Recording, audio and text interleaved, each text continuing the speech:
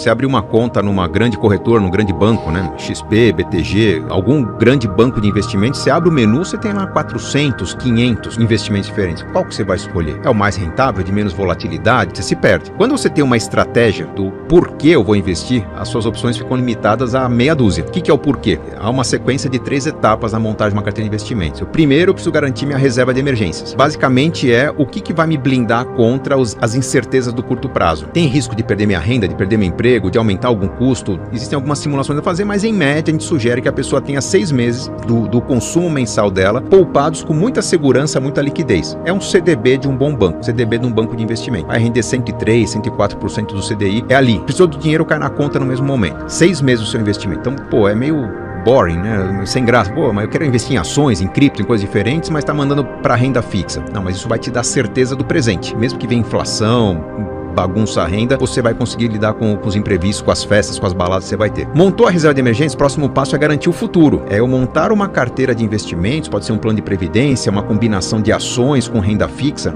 algo meio arroz e feijão no mundo dos investimentos. Qualquer assessor de investimentos sabe ensinar isso, que é quanto poupar por mês, durante quanto tempo, com que característica, para começar a viver dessa renda no futuro. Se tudo der errado na minha vida, aquela renda vai me manter. Qual seria o básico? Vou ver com 5, 6, 10 mil por mês? Garanta esse básico. Normalmente um plano de previdência resolve, um fundo de previdência resolve essa equação. É só depois de garantir a reserva de emergências completamente formada, aqueles 6 meses, e depois de saber o quanto poupar por mês para a previdência, colocar aquele andamento, que o que eu investir a mais, eu posso assumir risco. Aí cada um vai poder assumir, eu gosto de imóveis, eu gosto de carteira de ações, eu gosto de fundo imobiliário, eu quero arriscar em cripto.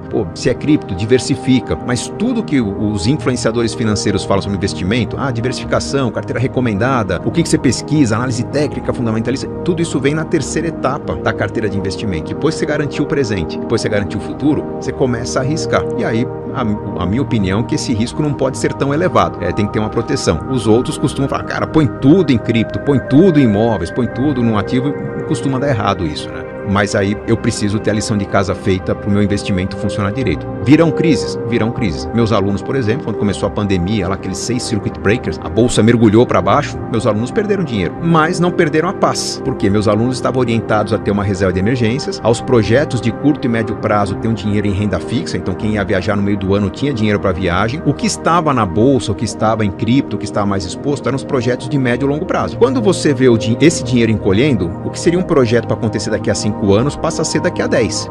Mas a pessoa também tem o tempo e a calma para deixar aquela poeira baixar. Projetos de curto prazo foram cancelados, então tinha um dinheiro disponível, cara, vou equipar minha casa, vou fazer meu home office com mais tranquilidade, vou fazer uma mudança. E quando a bolsa caiu, eles tiveram tempo para reorganizar a carteira e surfar uma recuperação da bolsa. Então, que era uma perda, virou um grande ganho num segundo momento, porque não estavam dependendo daquilo, havia uma reserva para manter a família por 6, 7, 8 meses em alguns casos. Tendo essa estratégia, você tem tranquilidade. Tendo tranquilidade, você reorganiza a carteira sem sofrer. E aí, sem sofrer, você vai estar mais tranquilo, vai dormir melhor, vai ter escolhas mais conscientes, a coisa funciona de uma forma mais inteligente. Qual que é o melhor caminho para poder entrar nessa tendência do momento sem me dar mal? Pensa no seguinte, que hoje existem trilhões de reais no mundo, estão falando de shakes, estão falando de fundos de investimento, fundos de pensão norte-americanos, europeus, fundos de aposentadoria, bilhões, trilhões de dólares e euros, procurando oportunidades de investimento, e quando surgem boas oportunidades de investimento, elas poderiam ser abraçadas por um único fundo, por um único bilionário, um único Warren Buffett poderia comprar toda uma pequena startup. Se a promessa de ganho é muito fácil, quando eu falo promessa de ganho, é algo muito acima da média do mercado, a média do mercado é taxa Selic. Passou muito desses 11, 12% ao ano, é promessa mentirosa de ganho. Porque todo ganho acima da Selic envolve risco. Tudo que envolve risco tem empresas, tem profissionais investindo milhões de dólares em ferramentas para controlar o risco e assumir a parte vencedora de uma aposta. Se alguém me prometendo que eu vou ganhar mais que a média do mercado, provavelmente é para entrar na contraparte dessa operação de risco. Eu entrar como sardinha, muitas sardinhas no mar de poucos tubarões.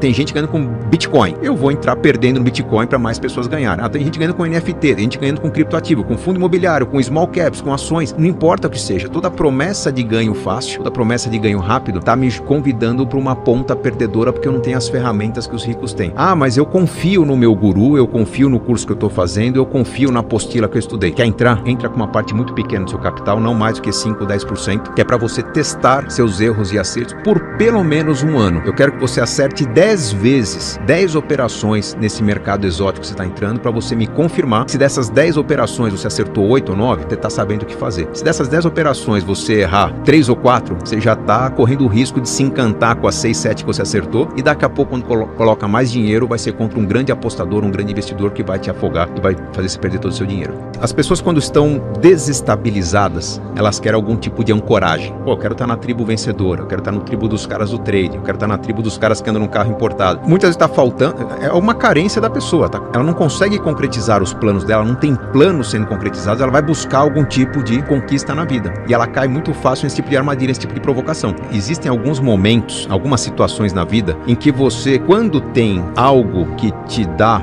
um rumo diferente, né? Eu tenho 3 filhos, né? A partir do momento que eu tive filhos, a minha postura de risco nos investimentos mudou, eu me tornei mais conservador, a minha postura de trabalho mudou, eu nunca mais peguei um avião fretado, táxi aéreo fretado, eu pego um aviãozinho pequeno, desde que ele faça aquela rota todos os dias. Nunca mais voei de madrugada, nunca mais comi algumas bolas assim de ter que trabalhar movido a Red Bull, café e tal. Não, cara, eu tenho que ter uma responsabilidade de chegar inteiro em casa, de brincar com meus filhos. Dei o exemplo dos filhos, mas pode ser que uma pessoa tenha o objetivo de estar construindo sua independência financeira, o objetivo de fazer uma baita viagem no fim do ano, tá poupando uma grana. Quando a pessoa tem algo de grande valor sendo construído, ela dá menos atenção para esse tipo de armadilha. Quando a pessoa tá meio que sem fundamentos na construção dos seus planos, ela vai estar mais sensível a esse tipo de provocação. Eu cresci minha adolescência, quando eu era moleque, todos meus amigos ou foram presos, ou morreram, ou se perderam no mundo com drogas, com violência, com bebida. Por que eu não consegui? Eu tinha uma âncora, eu era atleta. Ia pra balada, e aí, prova isso. Cara, desculpa, mas eu tenho treino amanhã de manhã e por ser atleta eu vou pular. Então, quando a gente tem uma âncora, essa âncora pode ser filhos, pode ser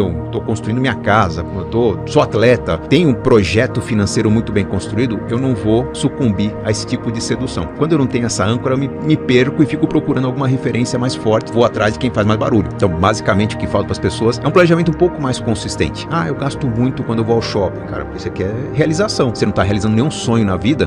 Talvez se você estivesse montando uma viagem sensacional, você saberia que você precisa de 500 paus por mês para essa viagem, você não ia gastar no shopping, você ia evitar ir ao shopping justamente porque a viagem está quase acontecendo. Então, falta muitas vezes ter uma âncora que me guie ou que me dê uma desculpa para evitar algum tipo de provocação de estímulos que ponha em risco todo o meu patrimônio. Mesmo quem tem filhos, às vezes fala, não, eu quero dar o melhor para meus filhos. Cara, tá faltando plano para você saber o que é esse melhor. Aí você vai atrás de qualquer promessa milagrosa e vai perder muito dinheiro com isso. Não sou minimalista. Eu falo de minimalismo nos meus livros porque eu já fui minimalista. É um caminho para você oxigenar suas más escolhas, equilibrar o orçamento, deixar de gastar com bobagem e começar a gastar de uma forma mais inteligente, que o termo correto é essencialismo. Eu sou um essencialista. Eu gasto e gasto muito com aquilo que é importante para mim. Então, se as pessoas perguntarem, cara, quantos por cento do seu orçamento você gasta com lazer? Viagens, que é meu lazer. Se eu falar que é mais de 50%, vai ser um escândalo. Mas é assim desde que eu ganhava 3 mil por mês, né? Por quê? Porque eu adotei um estilo de vida muito simples, minimalista lá atrás, que me levou a concentrar meus gastos naquilo que era importante para mim. Num dado momento da vida era com esporte, num outro momento com viagens, depois com cursos. Nunca me faltou o que era importante. Então eu diria que o caminho para ser mais essencialista talvez seja você passar por uma fase minimalista, tira tudo que você não precisa da sua vida, tem o mínimo necessário, mas mínimo mesmo. Acho que a minha mudança para o Canadá ajudou muito, que durante 3 meses o único móvel da minha casa, além da mesa de jantar que a gente comia na mesa,